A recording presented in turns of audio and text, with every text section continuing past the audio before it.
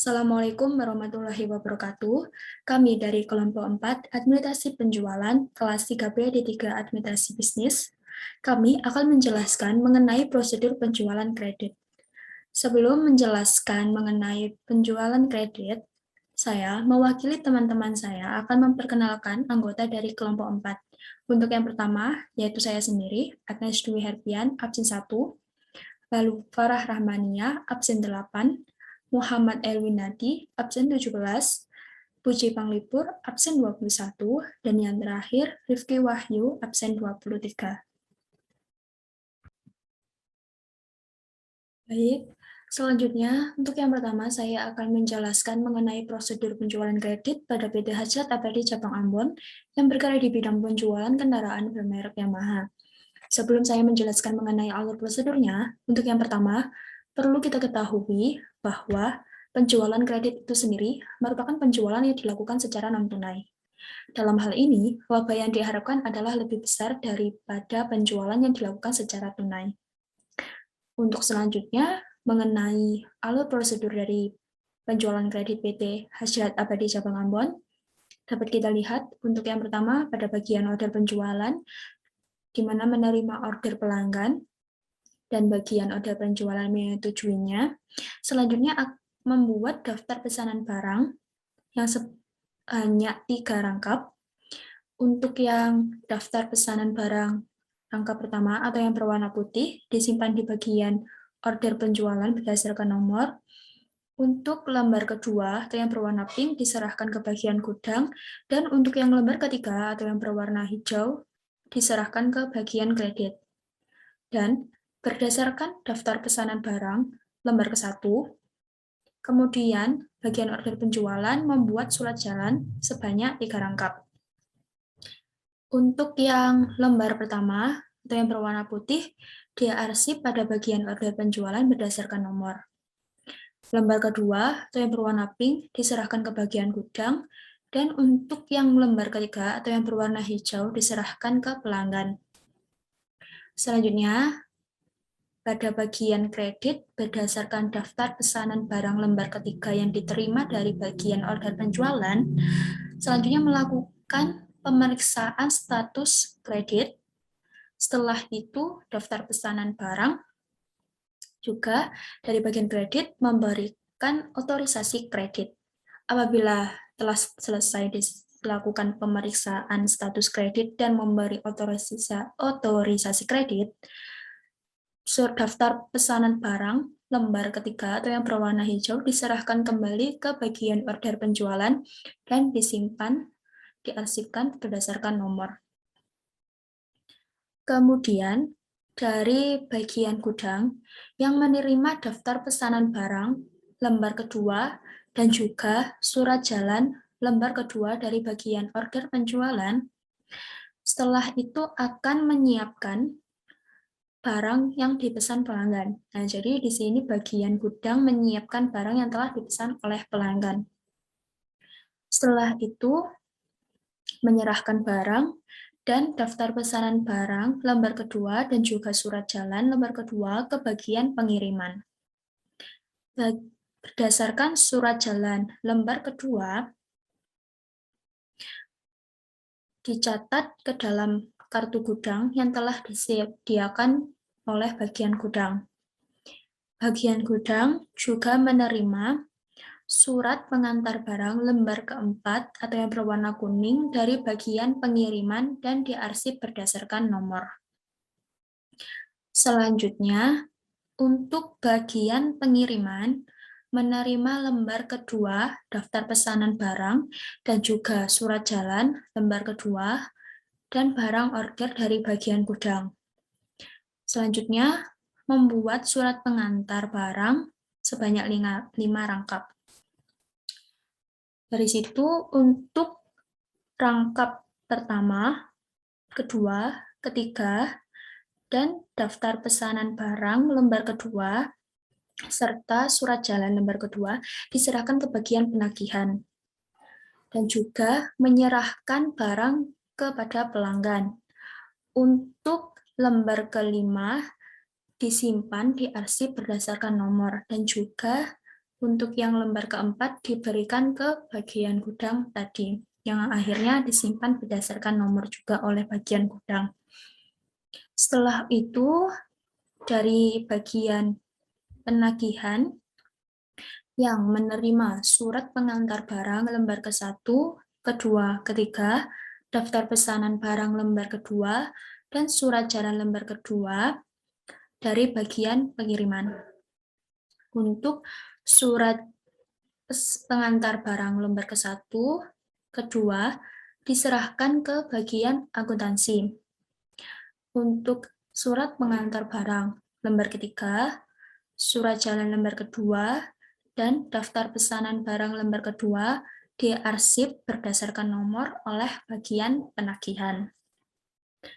Selanjutnya, berdasarkan daftar pesanan barang lembar kedua, bagian penagihan membuat faktur sebanyak 3 rangkap. Untuk rangkap 1 dan rangkap 2 diserahkan kepada pelanggan, dan untuk rangkap ketiga diserahkan ke bagian akuntansi. Kemudian, untuk yang terakhir, dari bagian akuntansi yang menerima faktur lembar ketiga dan juga surat pengantar barang lembar ke-1 dan kedua dari bagian penagihan.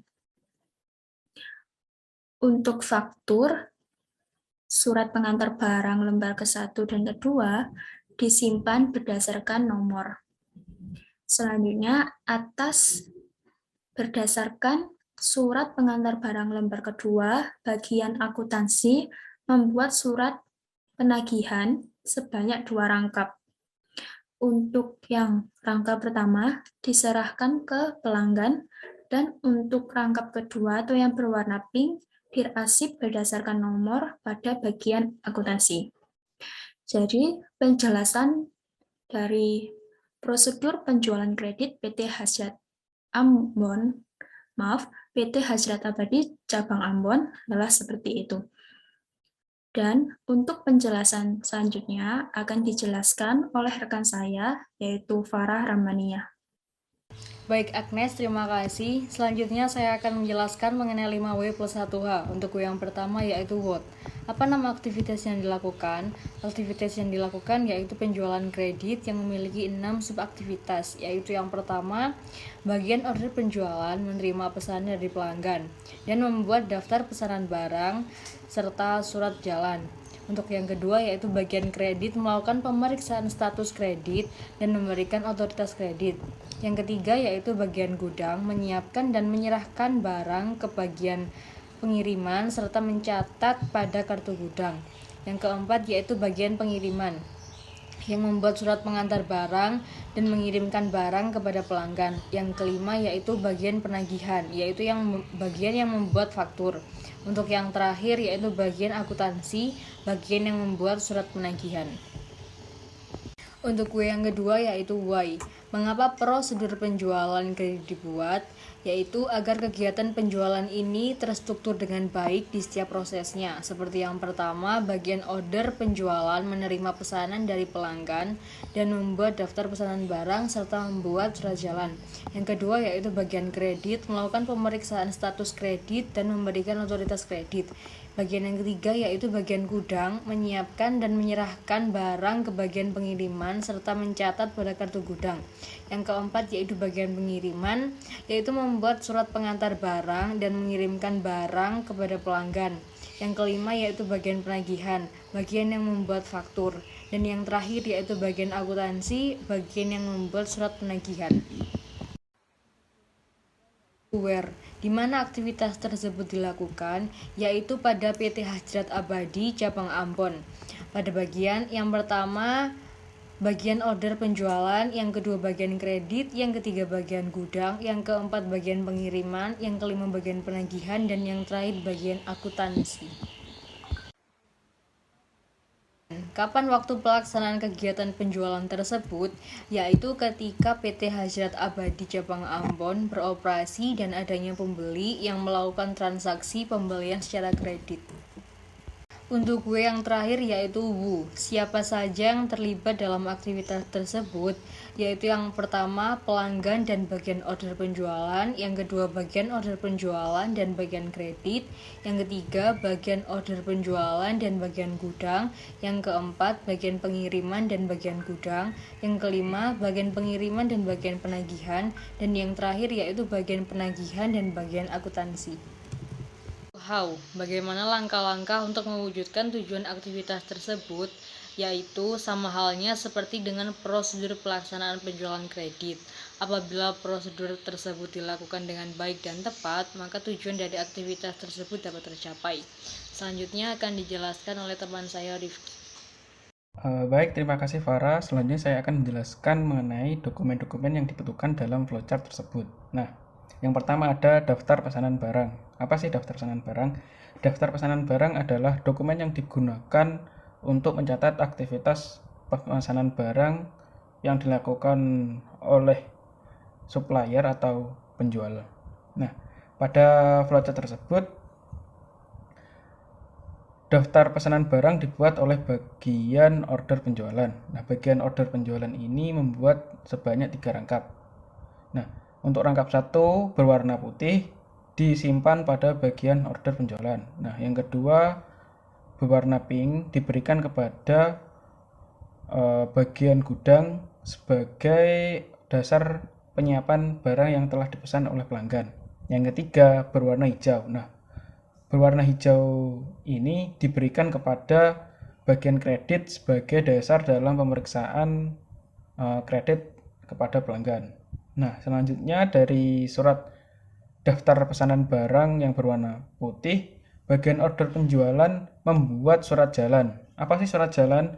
Surat jalan adalah dokumen resmi yang diberikan oleh pengirim kepada penerima yang mencantumkan semua list barang yang dipesan oleh pelanggan. Nah, selanjutnya akan dikirim oleh pihak logistik.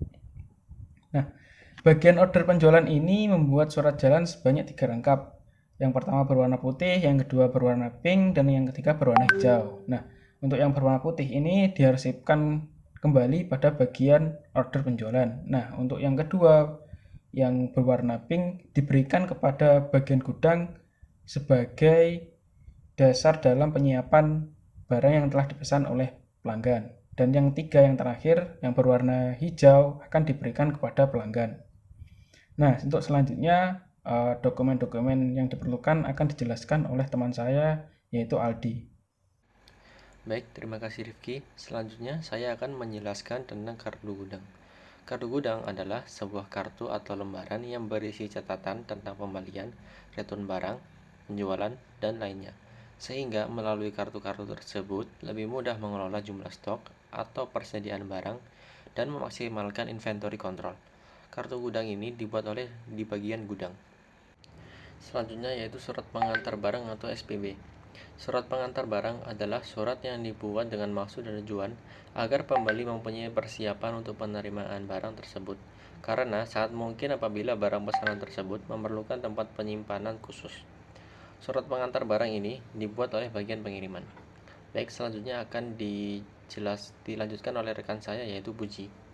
Baik, terima kasih Aldi. Di sini saya akan menjelaskan faktur. Faktur dalam sebuah dokumen. Faktur ini berisi pengiriman atau perincian catatan daftar barang, harga, dan hal-hal lain yang berkaitan dengan penagihan untuk pembayaran yang dikeluarkan penjual kepada pembeli. Faktur merupakan bentuk transaksi dalam bentuk kredit. Faktur yang terdiri dari 3 rangkap. Yang pertama yaitu rangkap pertama untuk pembeli, rangkap kedua untuk penjual, dan rangkap ketiga untuk disimpan dalam buku faktur atau diarsipkan. Baik, di sini saya akan melanjutkan yaitu surat penagihan. Surat penagihan adalah dokumen resmi yang dibuat oleh pemilik usaha kepada pelanggannya. Tujuannya dibuat surat tagihan tersebut adalah untuk pelanggan melakukan pembayaran atas barang yang telah dibeli namun belum dibayar oleh pembelinya. Sekian presentasi dari kelompok kami, kurang lebihnya mohon maaf. Wabillahi taufiq wal hidayah. Wassalamualaikum warahmatullahi wabarakatuh.